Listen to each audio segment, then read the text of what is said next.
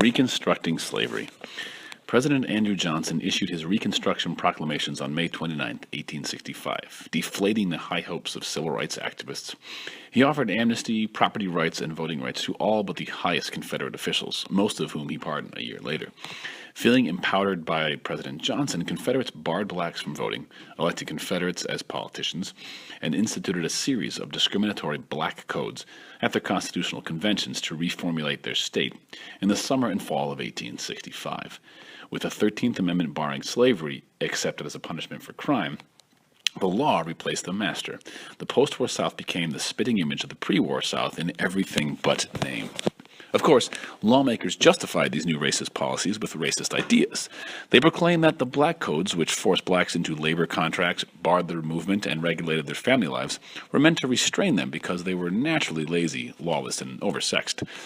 If you call this freedom, a black veteran asked, what do you call slavery?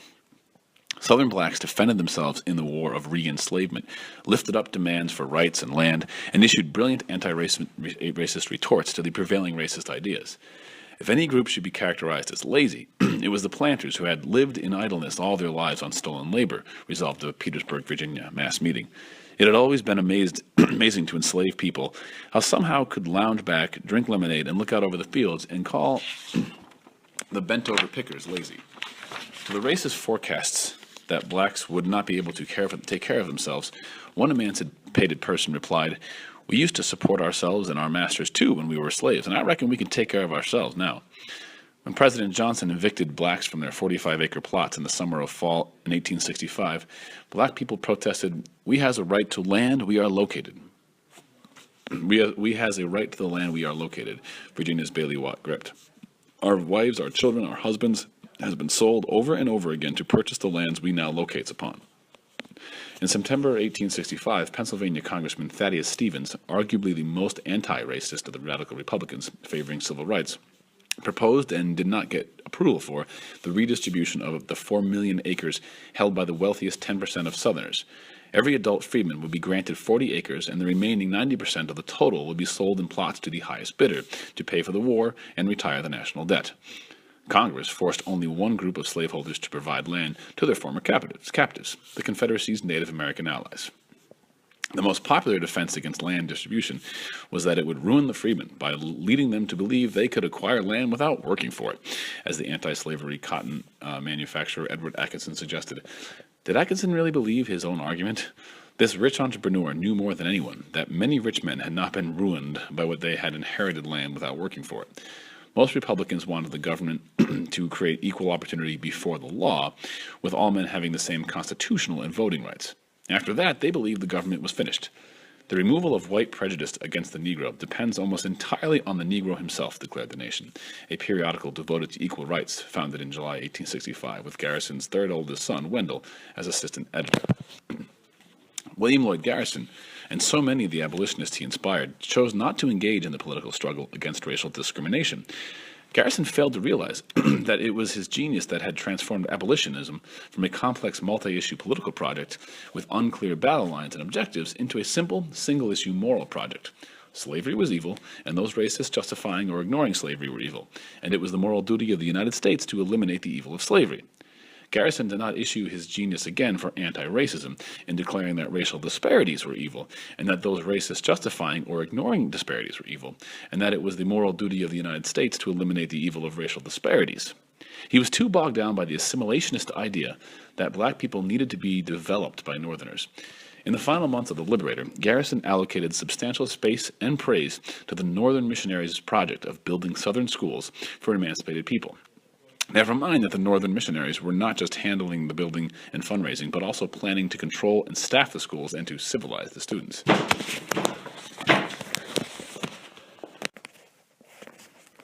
Anti-racist Southern blacks were not waiting on Northern assimilationists.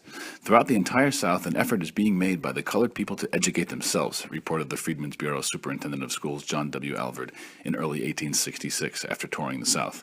These emancipated people were neither looking at white missionaries as superior nor considering them their saviors. Black Georgia's educators, for instance, said in February 1866 that they hoped white teachers were not in the South in any vain reliance on their superior gifts or in any foolish self-confidence that they have special call to this office or special endowments to meet its demands. On December 18, 1865, the United States officially added a 13th Amendment to its Constitution. At last, the old covenant with death is annulled, Garrison wrote in the second-to-last issue of The Voice of Abolitionism, The Liberator.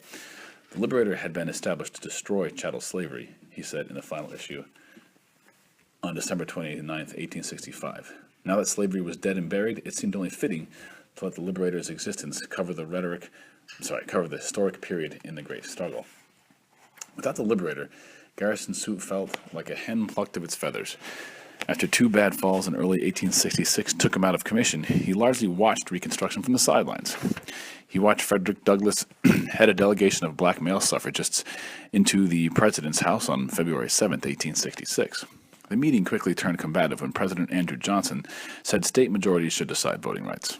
When someone retorted that blacks were a majority in South Carolina, amidst Johnson elaborated on his true fear, that black voters looked down on poor whites and would forge a political alliance with planters to rule them. When Douglass proposed a party among the poor, Johnson was disinterested. Whether Douglass admitted it or not, some, perhaps most blacks, did look down on poor whites. They denigrated the whites who did not enslave them as white trash. Actually, some uncorroborated reports suggest that enslaved blacks created that term. Blacks had seen poor whites doing the master's dirty work as overseers or on slave patrols while clinging to the stinking fallacy that the lowest of them was still better than the highest black person. And if poor whites were white trash, then what were elite whites? Black consumers of racist ideas had come to associate whiteness with wealth and power, and education and slaveholding. Only through the white trash construction could ideas of superior whiteness be maintained, as it made invisible the majority of white people, the millions in poverty, by saying that they were not ordinary whites, they were white trash. Similarly, the upwardly mobile blacks were not really black, they were extraordinary. At some point, racist and classist white elites started embracing the appellation to demean low-income whites. White trash conveyed that white elites were the ordinary representation of whiteness. As it was, black people no longer needed Andrew Johnson to secure some of their post-war rights. Republican Senator Lyman Trumbull of Illinois stayed true to his 1862 free soil word. Our people want nothing to do with the Negroes.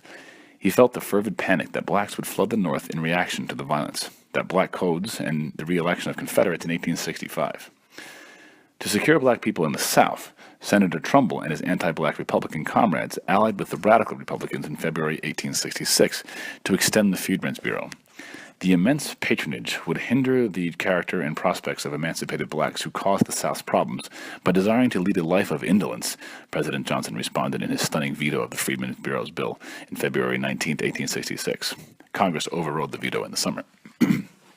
Senator Trumbull and company moved on to pass the Civil Rights Act of 1866 in March. The bill bestowed citizenship rights on all born in the United States and barred the deprivation of any right secured or protected by this act on the account of one's color or race. Congress did not consider voting to be an essential right of U.S. citizenship. Though aimed at Southern black codes, the act also invalidated Northern black codes that had discriminated against blacks for decades. But the bill was limited in that it did not target private, local, or race-veiled laws of racial discrimination. Discriminatory racial language, not racial inequities, became the proof of racism for the federal courts, the apparatus charged with the huge burden of enforcing equal treatment. It was like writing laws for premeditated murders and not writing manslaughter laws for murders that the state could not prove were premeditated. The shrewdest discriminators switched tactics and simply avoided using racial language to veil their discriminatory intent, to get away with racial murder. President Johnson vetoed the Civil Rights Act of 1866, even in its limited, moderate form. Only from the perspective of someone who refused to acknowledge discrimination in racial disparities, who wanted to maintain white privileges and the power to discriminate, could see this bill as being in favor of the colored against the white race, to use Johnson's words. Johnson came from a Democratic Party busily shouting that to give black voting rights would result in nigger domination. If there was any semblance of equal opportunity, these racists argued, then blacks would become dominators and whites would suffer. This was, and still is, the racist folklore of reverse discrimination. Andrew Johnson crafted this form of racism, and long after Congress impeached him, he still topped the lists of worst U.S. presidents. In early April 1866, Congress In early 1866, Congress overrode the presidential veto, turned its back on the president, and strode towards a radical reconstruction of the South. Southern violence against blacks made congressmen move quickly and forcefully to stop blacks from coming north. In early May 1866, white mobs in Memphis killed at least 48 black people, gang raped at least 5 black women, and looted and destroyed $100,000 worth of black-owned property. Federal authorities slyly blamed nearby black troops for provoking the violence, and they used their lies to substantiate redeploying them as Buffalo Soldiers out west. As Southern black citizens were killed over the next few decades to make way for Jim Crow, Buffalo Soldiers killed indigenous communities in the West to make way for white settlers. The irony was cruel as the elite blacks who blamed rural migrants for the race riot and urged their removal from Memphis. During and after the war, rural blacks across the South had fled to southern cities and heard racist Southerners, many black elites included, predicting that the migrants would descend into idleness and criminality. It was said that God had made black people to cultivate the soil. Actually, black elites diverged on this point. Black urbanites, new and old, were resisting discrimination and building schools, churches, and associations, achieving a modicum of economic security. And yet, their uplift did not improve race relations. Their uplift and activism in migration only fueled the violence in Memphis and beyond. As white Southern violence spread, Democratic newspapers published stories arguing that Masters' loss of control was energizing the black crime wave. Southerners also read stories of the murder and mutilation of whites in Jamaica by infuriated Negro savages bent on destroying the civilization which surrounds and vexed them. Jamaica's 1865 revolt was, in fact, a freedom fight against British slavery in everything but name. So it made sense that those who were trying to re-enslave the emancipated in the United States feared another Jamaica. They used any opportunity to attack black communities to prevent it, and every racist idea to justify their attacks. Days before the Memphis riot, a compromise proposal appeared before Congress that incorporated all of the divergent post-war issues into a single constitutional amendment, including denying Confederates the ability to hold office and placing Confederate war debt on Southern laps. The 14th Amendment's first clause pleased the radical Republicans.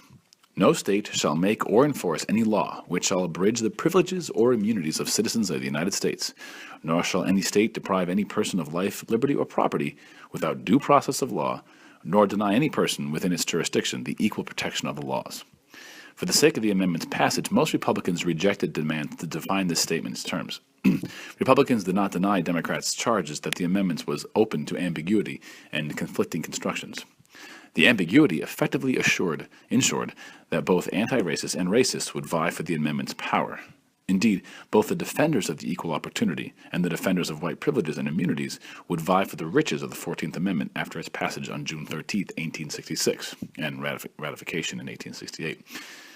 For not guaranteeing black male suffrage, Wendell Phillips blasted the 14th Amendment as a fatal and total surrender. Republicans argued that omitting suffrage was strategically necessary. They told black male suffragists that the Negro must vote, but the issue must be avoided now so as to keep us up to two-thirds power in the Congress. Suffragists Susan B. Anthony and Elizabeth Cady Stanton believed that women must vote too, and they joined black male suffragists in founding the American Equal Rights Association in 1866. I would not trust a black man with any of my rights degraded, oppressed himself. He would be more despotic than our Saxon rulers are, Stanton said at the AERA's first annual meeting in 1867.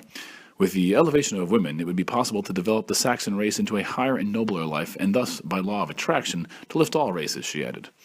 Stanton offered an enduring rationalization for the racist idea of hypersexist black male, of black men being more sexist than white men. It was the consequence of his racial oppression, the abused becoming the abuser.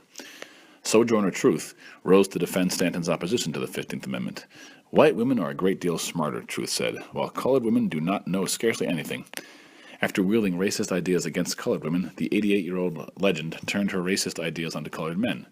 Colored women go out washing and their men go about idle, she said, and when the women come home, they ask for money and take it all, and then scold because there is no food. When midterm elections in 1866 sent the two-thirds majority of Republicans necessary to override presidential vetoes back to Congress, President Johnson was not dismayed. If Republicans brought black male suffrage before Americans, a Johnson aide said, then we can beat them at the next presidential election. Republican congressmen and their votes were a motley crew.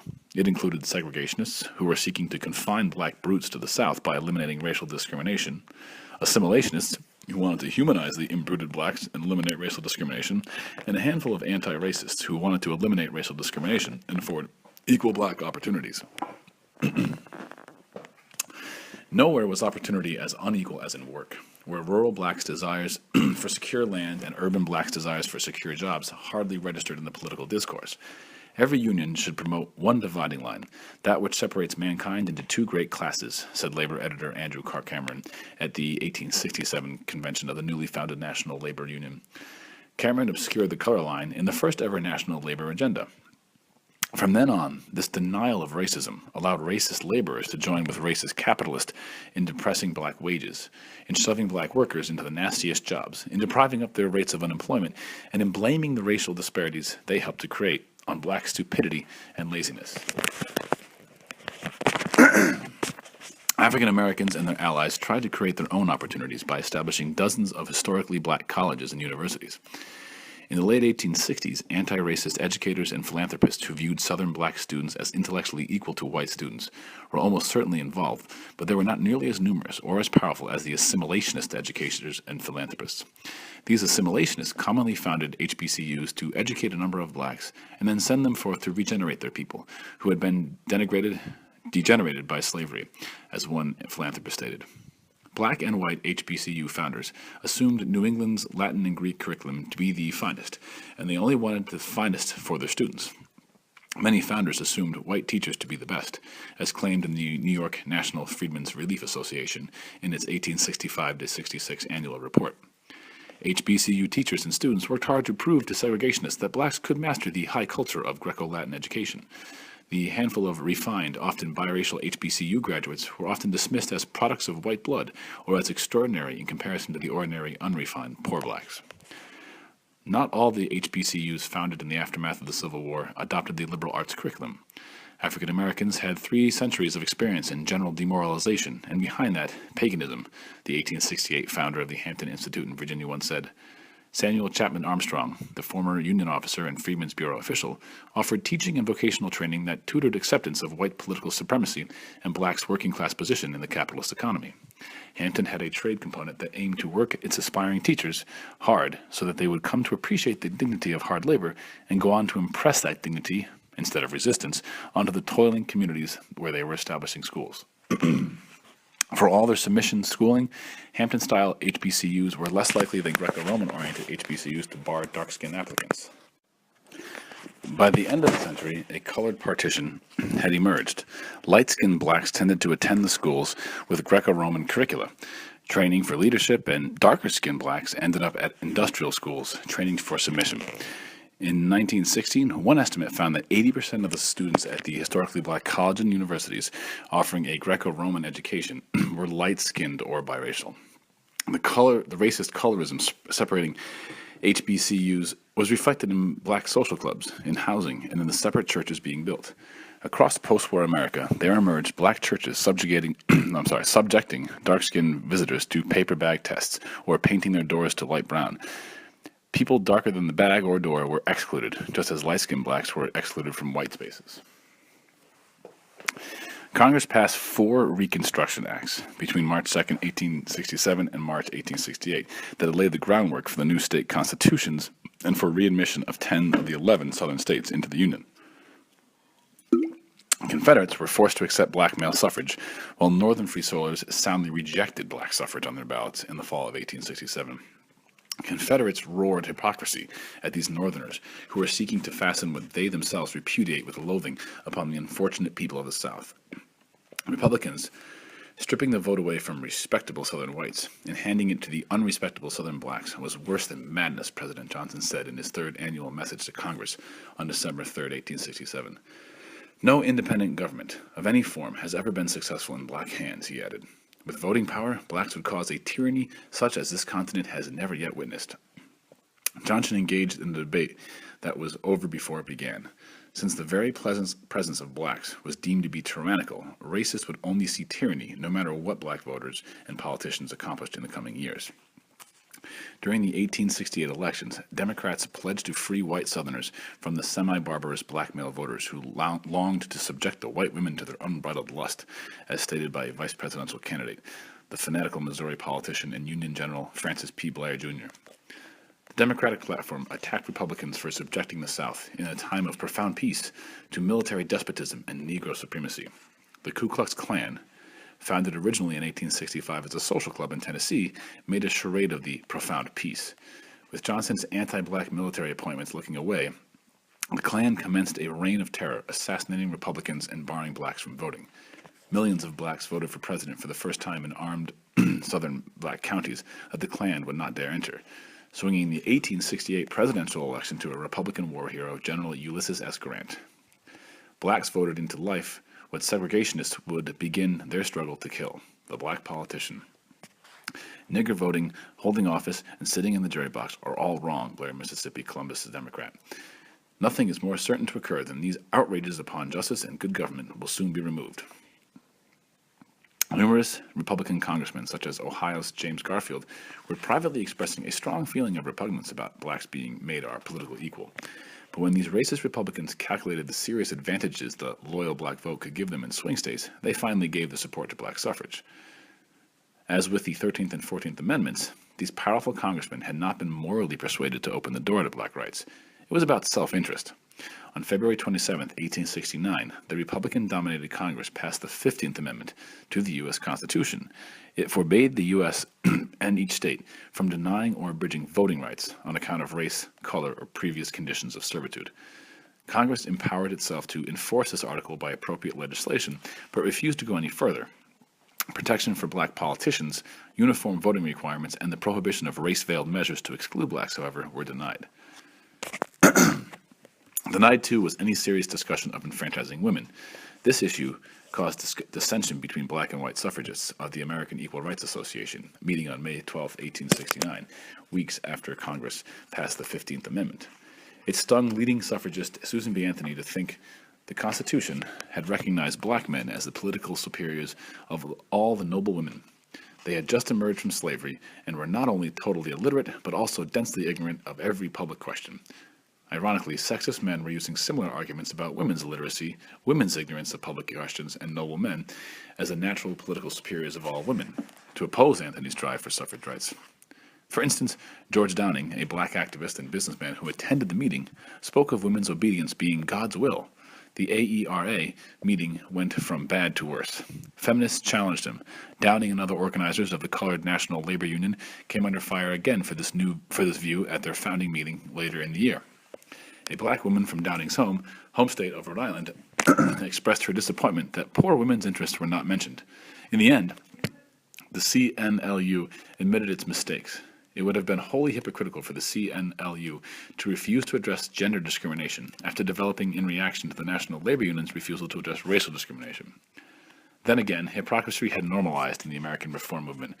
Racial, gender, ethnic, and labor activists were angrily challenging the popular bigotry targeting their own groups at the same time that they were happily reproducing the popular bigotry targeting other groups. They did not realize that the racist, sexist, ethnocentric, and classist ideas were produced by some of the same powerful minds. The National Labor Union welcomed black delegates to its 1869 convention and proclaimed that it knew neither color nor sex on the question of rights of labor. Anti-racists and feminists would have preferred for the NLU to accept neither racism nor sexism on the question of rights of labor, but that was hardly forthcoming. After George Downing's debacle, Frederick Douglass tried to smooth things over by suggesting that the AERA members support any measure that extended suffrage to any class heretofore disenfranchised as a cheering part of the triumph of the whole idea. Stanton and Anthony rejected the resolution. Poet Francis Harper, representing the guns of black feminism, chastised white women for only going for sex, letting race occupy a minor position. Sojourner Truth had come to agree with Harper and Douglass. If you bait the suffrage hook with a woman, you will certainly catch a black man, Truth advised, as only the truth could. The division over the 15th Amendment dissolved the American Equal Rights Association and severed the suffrage movement. The suffrage struggle limped into the 1870s and would not be resolved for women until nearly half a century later. If it had been left up to the first generation of black male politicians, women may have received voting rights in the 1870s. All 6 black Massachusetts legislatures and 6 of 7 black U.S. representatives from South Carolina, for example, supported women's suffrage. Susan B. Anthony may have privately realized that black men were not densely ignorant of every public question, including her right to vote. Democrats tried to block the ratification of the 15th Amendment, demeaning it as a nigger superiority bill meant to establish horrific and barbaric black supremacy. They had no luck. The amendment was ratified on February 3, 1870. Black people from Boston to Richmond to Vicksburg, Mississippi planned grand celebrations after the ratification. For their keynote speaker, several communities invited a living legend.